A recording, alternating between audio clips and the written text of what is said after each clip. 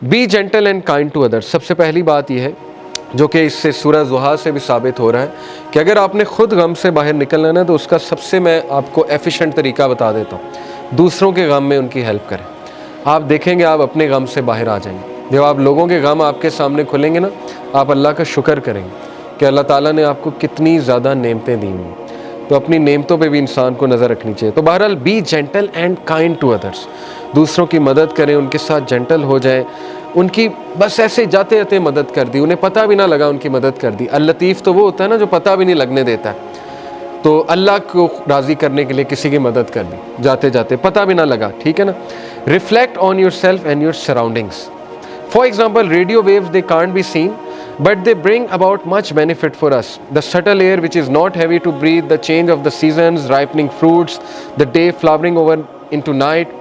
तो इन्होंने बताया कि अपनी सराउंडिंग्स के बारे में माइंडफुल हो जाए, बाखबर हो जाए, तो हो सकता है आपको बहुत सी नेमतें अचानक नज़र आने लगे। जो गमगीन लोग होते हैं ना, मैं आपको उनका एक इशू बता दूं, जो डिप्रेस लोग होते हैं, वो अपने अंदर खोए होते हैं, उनको सिर्फ अपने दुख नज़र आ रहे होते हैं। इसलिए ना डिप्रेशन की एक स्टेज है कि जब इंसान सेल्फिश हो जाता है। यस, डिप्रेशन रियल है, क्लिनिकल डिप्रेशन इज़ रियल, इंसान डिप्रेशन में चला जाता है। मैं ये नहीं कह रहा डिप्रेस लोग सेल्फिश हैं, मैं ये कह रहा हूँ कि एक ख़ास स्टेज पे डिप्रेस लोग सेल्फिश होते हैं शुरू में, क्योंकि they are only looking within themselves, they are only looking within themselves. तो लतीफ़ को आप ऐसे अपनी लाइफ में ला सकते हैं, इस एट्रीब्यूट को प्रैक्टिस ऐसे कर सकते हैं कि आप अपने इर्द गिर्द की तरफ देखें, आपको नज़र आएगी अल्लाह की रहमत और अल्लाह की शफ़क़त नज़र आएगी। आपको साइंस हो सकता है नज़र आ जाए, ठीक है ना। ज़रा चलें फिरें, बाहर निकलें, बैठे रहेंगे तो डिप्रेस्ड रहेंगे।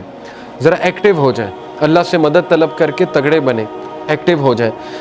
Grow your love and amazement for Al Latif. और फिर इसको तीसरी तरह आप कैसे अपनी ज़िंदगी में ला सकते हैं कि अप्रीशिएट करें, पढ़ें, यकीन करें, आप सिर्फ टाइनी और माइन्यूटेस्ट डिटेल्स को पढ़ें कि कायनात में कितनी प्रिसिजन है अल्लाह की तरफ से। यानी एक एक सेंटीमीटर, एक एक इंच के फासले से अल्लाह ताला ने मुतय्यन की हुई चीज़ें। आप सिर्फ देखें, जुपिटर जो है उसकी ग्रेविटी हमारे अर्थ से एस्टेरॉइड्स को हटा रही है। यानी देख लें अल्लाह ताला ने कितनी प्रिसाइज क्रिएशन है अल्लाह ताला की। हर प्लैनेट का मकसद है, हर स्टार का मकसद है। ये बिल्कुल इसी तरह है जैसे कंप्यूटर का मदरबोर्ड आप खोलें तो थाउजेंड्स ऑफ उसमें माइक्रो प्रोसेसर्स लगे हुए, थाउजेंड्स ऑफ पार्ट्स हैं, all are combining together to give you one process. एक प्रोसेस वो सारे कंबाइन करके करा रहे हैं। तो इंसान वर्थलेस नहीं है। इंसान के लिए अल्लाह ने ये दुनिया जो है ये रहने की जगह बनाई है और मुसख्खर की है इसकी चीज़ें। मैग्नेटिक फील्ड बनाई, magnetic field, you should be thankful for magnetic field. Magnetic field ना होती तो यहाँ दुनिया में हम रह नहीं सकते थे, ठीक है ना। ओजोन लेयर ना होती तो दुनिया में हम रह नहीं सकते। तो इसको अप्रिशिएट करें और अल्लाह से मोहब्बत कायम करें, ठीक है ना। देखें, आपको मोहब्बत कब होती है? माँ बाप से। जब आप रियलाइज़ करते हैं कि यार इन्होंने कितना कुछ किया है मेरे लिए, तो आपकी मोहब्बत कायम होती है माँ बाप से। तो इसको अक्सर रिविज़िट किया करें, स्पेशली जब आप डाउन फेज़ में हो, जब आप बहुत ज़्यादा गम की स्टेट में हो, तो रिविज़िट किया करें कि नहीं अल्लाह ताला ने कितना कुछ किया, ठीक है ना। चौथी बात है, have the right intention in all you do. Al Latif knows all you do, every minute detail, every thought, every desire, every intention, so take account of yourself. इस एट्रीब्यूट को आपने अपनी लाइफ में कैसे लाना है कि आप जो भी कर रहे हैं ना उसको रिविज़िट करें, उसकी इंटेंट देख लें, what is your intention behind this. तो ये इसलिए क्योंकि याद रखें कि अल्लाह अल लतीफ़ है और उसको एक एक आपके दिल का राज पता है। इसलिए अपने दिल को साफ़ कर लें, ठीक है ना, कि क्यों कर रहा हूँ मैं ये दीन का काम, क्यों कर रहा हूँ मैं, यहाँ क्यों आता हूँ, क्यों जाता हूँ, किसी की मदद क्यों कर रहा हूँ, फ़लाना काम मैं क्यों कर रहा हूँ। और आखिरी जो इन्होंने बात की है कि अल्लाह से, अल लतीफ़ से दुआ करें ये नाम लेके कि अल्लाह तू अल लतीफ़ है, तू मेरी तमाम चीज़ें जानता है, तू मेरे वो भी चीज़ें जानता है जिनको मैं भी नहीं जानता। इंसान का जो अनकॉन्शियस पार्ट ऑफ माइंड है, ठीक है ना, कॉन्शियस तो हम जानते हैं, अनकॉन्शियस नहीं जानते। तो ये भी जानता है फ्यूचर में मेरे पे क्या आने वाला है।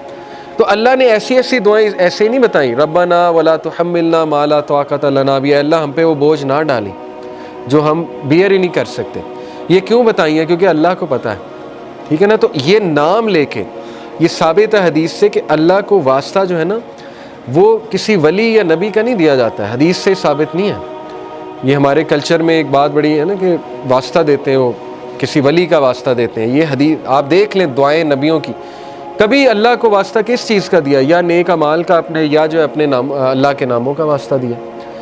तो अल्लाह को नंबर 1 अपने नेक अमाल का वास्ता दे सकते हैं। जैसे वो वाक़या है कि 3 लोग गार में थे और पत्थर सामने आ गया, स्टक हो गए, निकलने का चांस ही कोई नहीं, तो अल्लाह ने पत्थर हटा दिया। लेकिन ये कि तीनों ने अपने नेक अमल का, एक ने कहा अल्लाह मेरे माँ बाप सो गए थे, मैं दूध का गिलास लेके खड़ा रहा, तुझे राज़ी करने के लिए कि उठेंगे तो मैं पिला दूंगा, तो मैं सारी रात खड़ा रहा, अगर तुझे ये अमल पसंद आया तो इसको पीछे हटा दे। अल्लाह ने पीछे हटा दिया थोड़ा सा। दूसरे ने कहा अल्लाह मुझे दावत गुनाह, मैं गुनाह करना चाहता था, लेकिन उस औरत ने जब मैं एंटर होने लगा तो उसने कहा इत्तक़िल्लाह, अल्लाह से डर जा। तो मैं उस वक्त, उस मोमेंट पे, अब ये देखें कितनी उम्मीद है इसके पीछे, उस शख्स के लिए जो गुनाहों में डूबा हुआ है। एक शख्स यहाँ तक पहुँच गया तो इसका मतलब पीछे से गुनाह करता आ रहा था ना, एकदम तो नहीं बंदा यहाँ पे पहुँच जाता जिना करने, इसका मतलब उसकी पीछे से गुनाहगार लाइफ चली आ रही, उसको थॉट्स आते होंगे, पता नहीं इस लेवल पे वो आया कैसे। लेकिन जब वो एक्सट्रीम करने लगा, जिना करने लगा, तो उस औरत ने उसे याद दिला दिया कि अल्लाह से डर जा। तो उसने कहा मैं डर गया अल्लाह। अब अल्लाह को ये अमल कितना पसंद आया।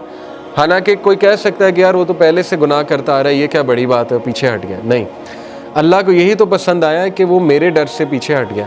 तो Allah is all appreciative, Allah appreciate करता है। अल्लाह ने पत्थर हटा दिया। तीसरे ने कहा अल्लाह मैंने जो है वो किसी ने मेरे पास बकरियां रखवाई थी, और वो ये कि उसके बकरियों के बच्चे हो गए, तो उससे मैंने कुछ प्रॉफिट कमा लिया। जब वो वापस आया मैंने उसे बकरियां भी दी और वो प्रॉफिट भी दिया। यानी इस लेवल की ऑनेस्टी। तो अल्लाह अगर तुझे ये पसंद आया है, तेरे लिए किया था और तुझे राज़ी करने के लिए, तो पत्थर मुकम्मल हट गया। तो यहाँ से साबित होता है कि अपना वो अमल आप नोट करें जो आपने खालिस अल्लाह के लिए किया है। इससे ये भी साबित होता है कि अच्छा है कि आप ना हर अमल प्योर अल्लाह की रज़ा के लिए किया करें, क्योंकि मुसीबतों में वो चीज़ काम आएगी। ठीक है ना, जब आप पे मुश्किल वक्त आएंगे तो आप वो कोट कर सकते हैं। इसमें कोई प्राइड नहीं है कोट करने में, बल्कि तो अच्छी बात है कि अब आप अपना हर अमल मेक श्योर करेंगे कि वो अल्लाह की रज़ा के लिए हो, खालिसतन मैं अल्लाह को राज़ी करने के लिए करूँ। ठीक है ना, तो इसको रिवाइज़ करते रहें। और ये कि अल्लाह के एट्रीब्यूट से उसे पुकारा जा सकता है, अल्लाह को उसके नामों का वास्ता दिया जा सकता है। ठीक है ना, कि अल्लाह तू अल ख़बीर है, तू अल लतीफ़ है, अल्लाह तू अल जब्बार है, अल्लाह तू अर्रहमान है, अर्रहीम है, वगैरह वगैरह।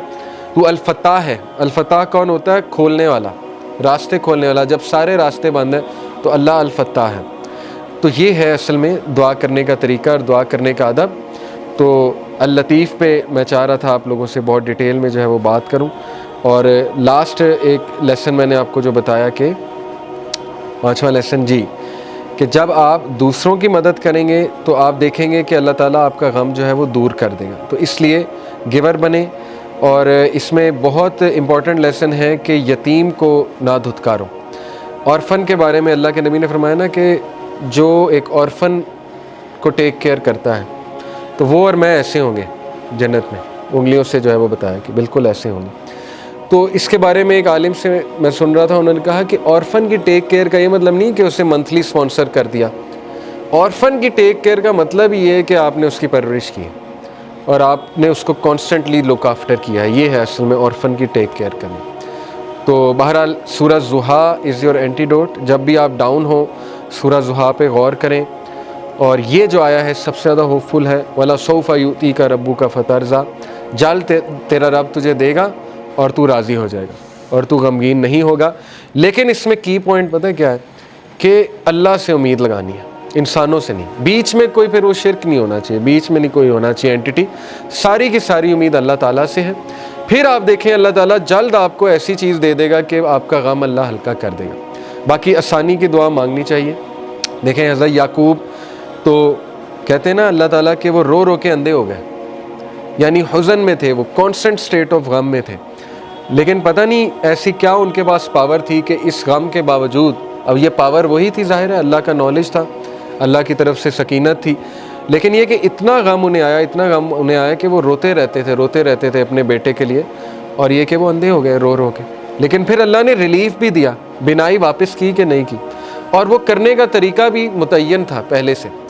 और ये भी बात याद रखें कि बड़ी खूबसूरत एक मिसाल है ना कि लास्ट क्लास में मैंने दी थी। किसी ने पूछा कि अल्लाह ताला को क्यों नहीं तरस आता किसी बंदे पे जो बहुत ज़्यादा मुश्किलात में। जैसे किसी ने मिसाल दी कि शाम में एक माँ थी, उसके 4 बच्चे थे, उसके घर पे बम गिरा तो चारों बच्चे फौत हो गए।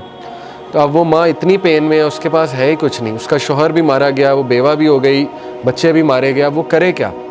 तो वो कितने गम में है उस टाइम पे, क्यों अल्लाह ताला को उस पर तरस नहीं आ रहा? किसी ने सवाल पूछा तो हमारे एक भाई माशाल्लाह उन्होंने बड़ा अच्छा जवाब दिया। उन्होंने कहा कि देखें, अल्लाह ताला को आपको नज़र आ रहा है वो औरत गम में है, अल्लाह ताला को वो औरत जन्नत में अपने बच्चों के साथ खेलती नज़र आ रही है। अल्लाह ताला जो है उसको फ्यूचर पता है, अल्लाह ताला लतीफ़ है, ठीक है ना। अल्लाह ताला को पता है कि ये हुआ है, लेकिन ये जो सब्र करेगी इसके बदले इसका मकाम क्या है? हमेशा की ज़िंदगी, और वहाँ पे अपने बच्चों के साथ खेल रही। तो हु नोज़, ठीक है ना। इसलिए ये कि अल्लाह ताला पे ट्रस्ट करें और अल्लाह ताला के बारे में कभी नेगेटिव ना हो। और आज का टेक अवे था अल लतीफ़। ये वेबसाइट मैं आपको भेजता हूँ इंशाल्लाह। इसमें अल्लाह के और नाम भी इसी तरह हैं कि पहले उस नाम को एक्सप्लेन किया जाता है, फिर उसके रूट वर्ड्स बताए जाते हैं, उसके रूट वर्ड्स के मीनिंग, फिर उसके इम्प्लीकेशन क्या है, फिर आप उसको लाइफ में कैसे इम्प्लीमेंट कर सकते हैं। ये बहुत ज़बरदस्त अल्लाह के नामों को पढ़ने का तरीका है। इंशाल्लाह आप देखेंगे कि आपको बहुत कुछ पता लगेगा। इसको पढ़ें। जज़ाकल्लाहु खैर। सुब्हानकल्लाहुम्मा व बिहम्दिका अशहदु अल्ला इलाहा इल्ला अंता अस्तगफिरुका व अतूबु इलैक। वस्सलामु अलैकुम व रहमतुल्लाहि व बरकातुहू।